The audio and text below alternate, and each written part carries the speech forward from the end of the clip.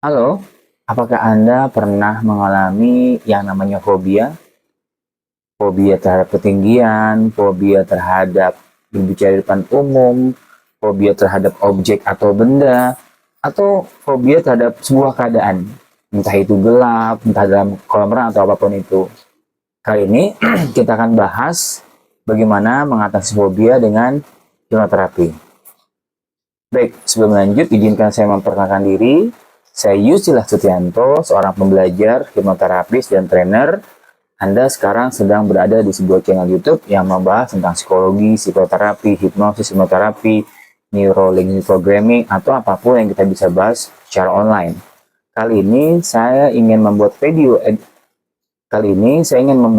edukasi tentang bagaimana mengatasi fobia dengan hipnosis. Lanjut ya. Lalu apa itu fobia? Fobia adalah keadaan mental di mana pikiran kita terdampak dari sesuatu yang kita lihat secara eksternal. Entah itu yang kita lihat, entah itu yang kita lihat, atau kita rasakan. Misalkan, Anda fobia terhadap kucing. Oke, ketika Anda melihat kucing, ada perasaan tertentu tidak nyaman di dalam diri. Lalu, atau Anda mendengar sesuatu, atau Anda merasakan sesuatu yang memang bisa mempengaruhi keadaan mentalnya saat itu. Sebelum lanjut, saya ingin Anda belajar dulu membedakan apa itu fobia, takut, dan kecemasan. Oke, saya jelaskan. Apa itu takut?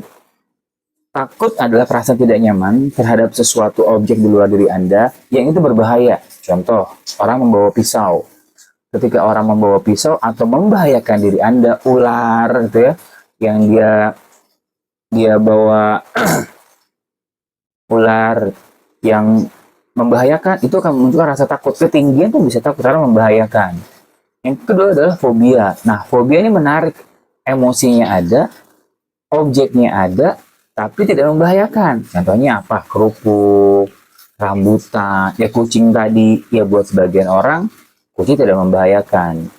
Kalau ketakutan, objeknya ada, emosinya ada, gitu ya. Nah, kalau ketakutan, emosinya ada, dan objeknya ada. Fobia, kalau ketakutan, emosinya ada, objeknya ada, dan membahayakan. Sementara fobia, emosinya ada, objeknya ada, tapi tidak membahayakan. Ada kecemasan.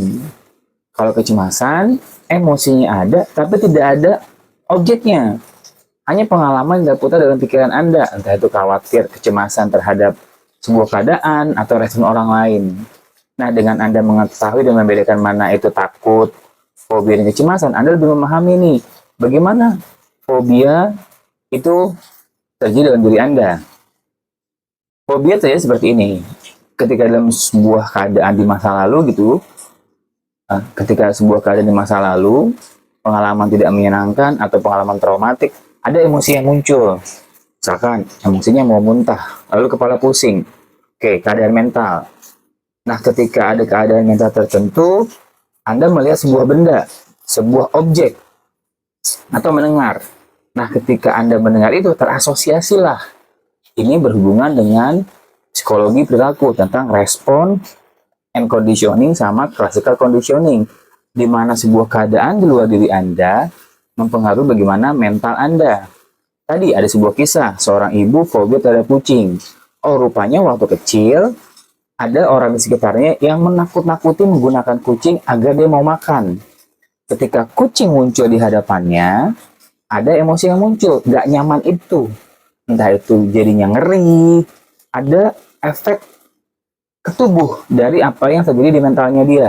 Mulai saat itu ada pengalaman awal, ada pembelajaran awal, di mana ketika dia melihat kucing, ada emosi yang muncul.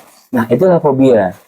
Fobia cenderung terjadi karena ada peristiwa di masa lalu yang terasosiasi antara objek, peristiwa, dan keadaan mental. Lalu, bagaimana hipnoterapi membantu mengatasi fobia? Tentu, ketika orang ingin fobianya hilang, perlu ada niat. Yang kedua, hipnoterapis akan melakukan namanya age regression atau usia mundur. Seorang klien akan dibawa ke pengalaman awal ketika peristiwa tidak menyenangkan atau objek yang muncul dalam keadaan emosi tertentu. Tadi misalkan kucing.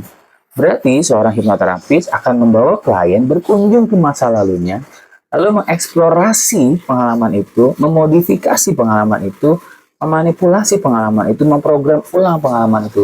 Sehingga pemaknaannya terhadap objek yang mempengaruhi keadaan mentalnya berkurang. Di psikologi, kita menyebutnya dengan nama desensitasi.